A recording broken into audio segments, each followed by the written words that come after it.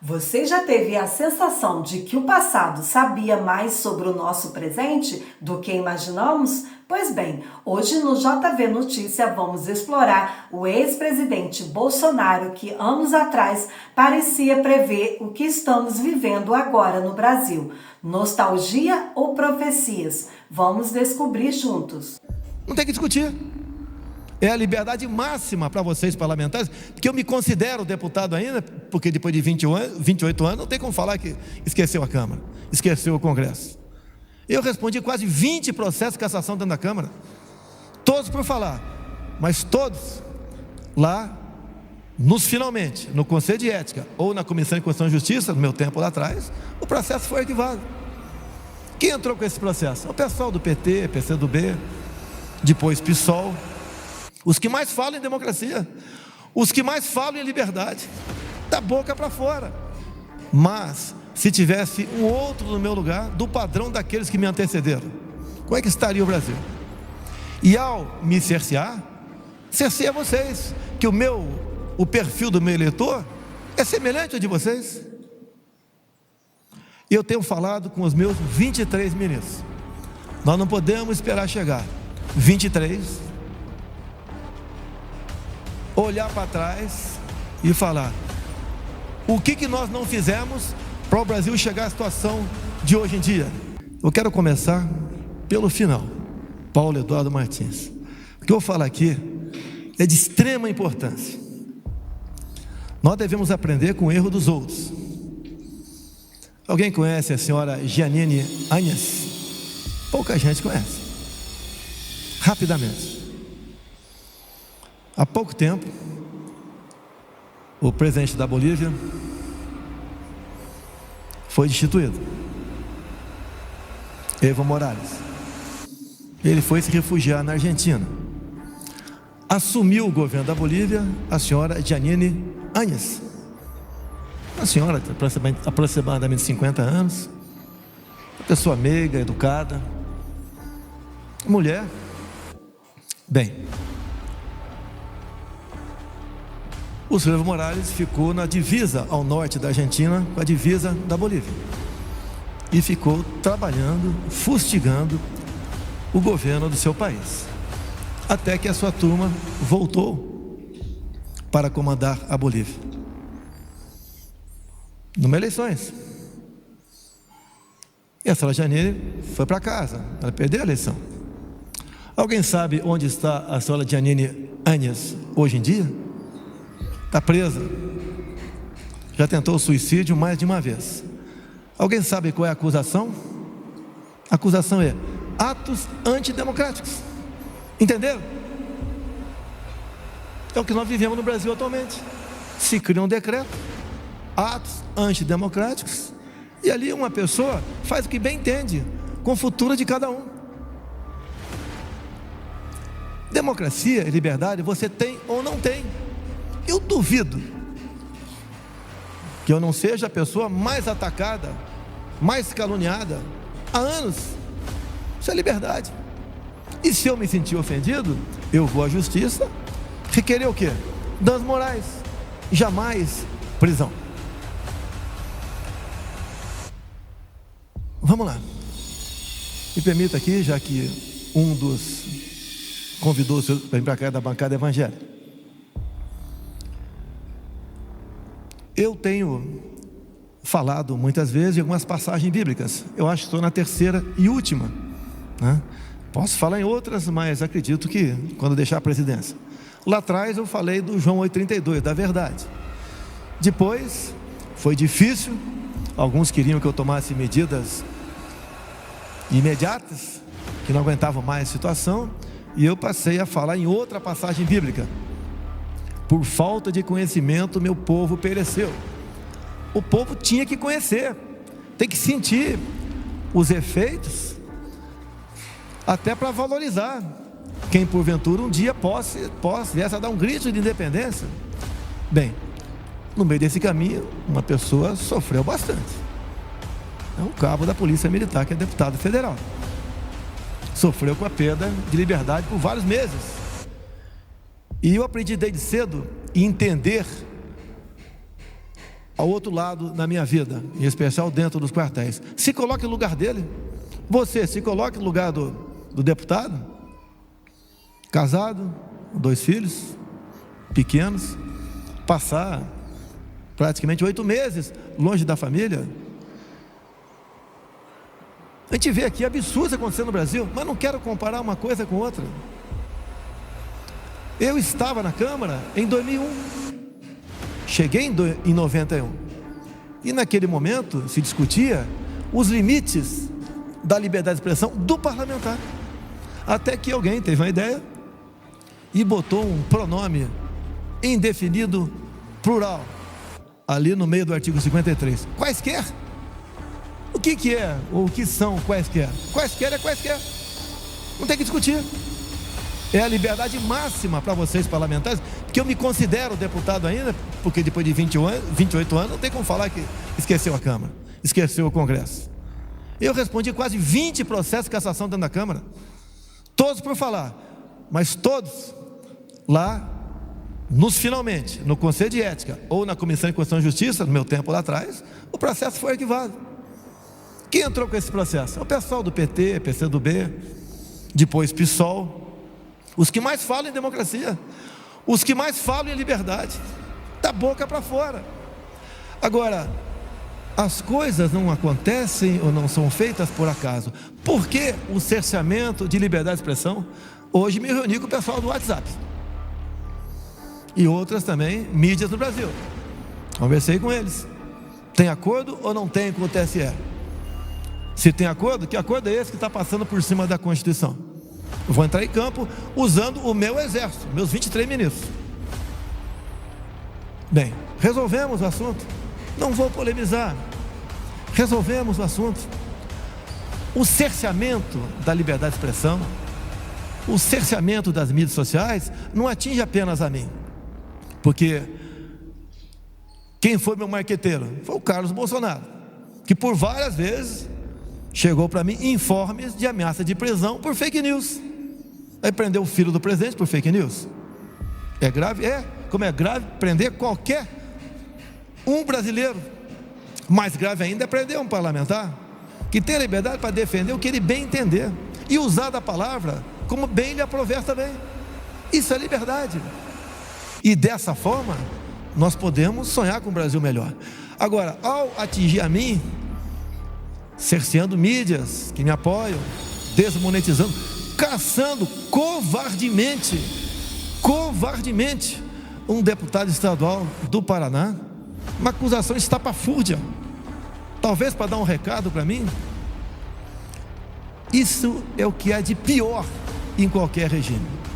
Imaginem, meus senhores, por favor, não quero me valorizar e não falo bem de mim, mas se tivesse um outro no meu lugar, do padrão daqueles que me antecederam, como é que estaria o Brasil? E ao me cercear, cerceia vocês, que o perfil do meu eleitor é semelhante ao de vocês. Eu tenho falado com os meus 23 ministros, nós não podemos esperar chegar 23, olhar para trás e falar o que nós não fizemos para o Brasil chegar à situação de hoje em dia. Nós temos que nos expor, cada um de nós. Não podemos esperar que outros façam por nós. Não podemos nos omitir, nos calar, nos esconder, nos acomodar. Lá atrás, o sócio Cavalcante, Salomão, né, pediu sabedoria, isso mesmo? Eu sempre pedi mais do que isso para ele. Eu pedi também força para resistir e coragem para decidir. Alguém acha que é fácil eu decidir a graça do deputado Daniel? Não faltou gente para cima de mim. Você vai ter um problema com o Supremo? Olha as ações contra o governo que pode vir. Eu não posso acreditar em retaliação. Temos problemas graves. Problemas não. Ações que tramitam dentro do Supremo são graves para todo o Brasil. Prezado Luiz Carlos Reis, como é que fica o agronegócio se aprovarem o novo marco temporal? Daí fica Rondônia. Como é que fica o Brasil? O que vai sobrar para mim? Se aprovar lá, duas coisas. É respeitosamente, prezado presidente do Supremo Tribunal Federal, está aqui a chave do Executivo, administra o país, que não vamos ter mais economia, não vamos ter mais garantia alimentar, vai ser uma balbúrdia no campo.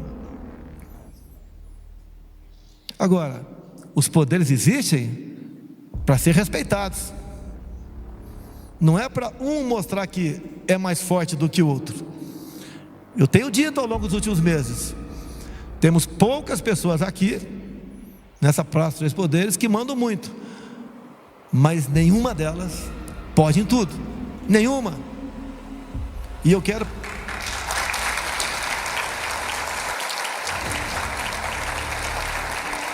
Quando estava falando da verdade, do conhecimento e da última passagem bíblica, nada temeis, nem mesmo a morte, a não ser a morte eterna. Tenho certeza, eu jamais serei uma Janine, jamais, porque primeiro eu acredito em Deus e depois acredito em cada um de vocês que estão aqui. Senador, amigo Eduardo Girão, eu que parabenizo Vossa Excelência mais uma vez pela iniciativa dessa audiência pública, porque a gente precisa continuar abrindo os olhos daquelas pessoas que estão nos assistindo, como as pessoas agora lá na Rádio Auriverde, com o nosso grande Alexandre Pitoli, como os parlamentares dessa casa, porque as cenas revoltantes que nós vimos do comportamento de deputados federais na comissão ao debater o projeto de anistia lá na Câmara, só tem dois caminhos: ou são ignorantes, imbecis, insensíveis, ou são mal intencionados de propósito mesmo. Porque não se sensibilizar com o que está acontecendo, com essa sensação de impotência que a doutora Carolina colocou aqui, é muita maldade no coração. Dá vontade de pegar e sacudir a corda. Que mundo você está vivendo? Por isso que eu me sinto muito bem representado pelo que disse aqui com todas as letras da doutora Carolina. Foi precisa, doutora, firme. E eu quero parabenizar todos os advogados, em nome da senhora, que estão trabalhando por cada um desses perseguidos políticos. E se é que eu posso fazer um pedido aqui aos familiares, levem mais uma vez o meu abraço, o abraço do presidente Bolsonaro, a quem está sofrendo injustamente, porque eu fui pessoalmente proibido de visitá-los. Muitos podem não saber, nós fizemos em uma dessas relações de parlamentares para fazer a visita aos perseguidos políticos aqui na Papuda, em Brasília. Nominalmente eu fui proibido pelo ministro Alexandre de Moraes de visitá-los, eu e o senador Marcos Duval, por uma situação que eu nem sabia, porque segundo ele eu sou investigado também. Até hoje não fui citado, não sei porquê, se é verdade, se não é, mas o fato é que eu não pude ir prestar pessoalmente a minha solidariedade por causa dessa decisão de quem de fato está mandando no Brasil. E eu quero trazer aqui a informação atual de que parece que hoje vão ser julgados lá na Justiça da Argentina 2... Fique atento, gente, tem muita coisa que ele vai trazer aqui, hein? Dos asilados políticos. E as informações que eu estou tendo dos advogados que estão trabalhando nessas causas é que, independente do julgamento, da decisão que for dada, parece que por um juiz de primeira instância lá, com viés esquerdista, de extrema esquerda, a palavra final sobre a extradição cabe ao presidente da República da Argentina, portanto, cabe ao presidente Milei.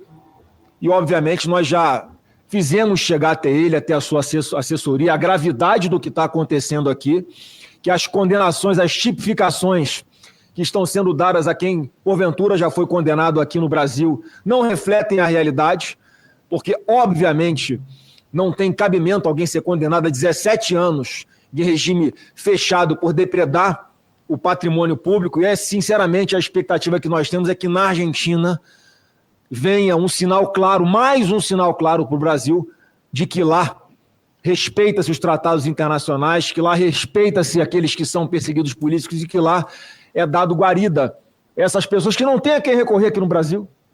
É um jogo de cartas marcadas, é caixão encomendado. Essa é a dura realidade, porque não tem a quem recorrer. Como veio a resposta, presidente, dos Estados Unidos, quando tentaram extraditar o Alan dos Santos, por exemplo, que conseguiu o seu asilo político, e lá o governo falou: aqui nós não perseguimos. Estamos contratando pessoas para trabalhar de casa via home office com urgência. A remuneração pode... Ninguém que se manifeste conforme aquilo que ele pensa, independente de desagradar a qualquer autoridade de outro país. É lá dos Estados Unidos que está vindo também a resposta, e aí num caso concreto, da armação que fizeram com Felipe Martins, que fundamentou a manutenção da sua prisão, como se ele quisesse fugir do país, e alguém lá na imigração dos Estados Unidos, possivelmente com ligação com autoridades do Supremo aqui no Brasil, forjaram uma prova de que ele teria tentado entrar naquele país, o que não aconteceu. Portanto, lá há um processo concreto para apurar em que circunstâncias isso aconteceu e que pode ter reflexos aqui no nosso Brasil.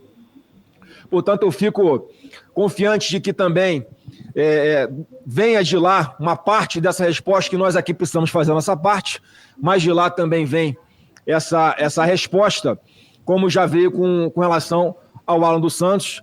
Eu espero sinceramente, Carolina, se for a sua intenção, que Deus abençoe essa sua intenção de entrar para a política, porque o projeto a dificuldade que nós temos aqui no Senado, apesar de muitos discursos fáceis por aí, é de número de senadores.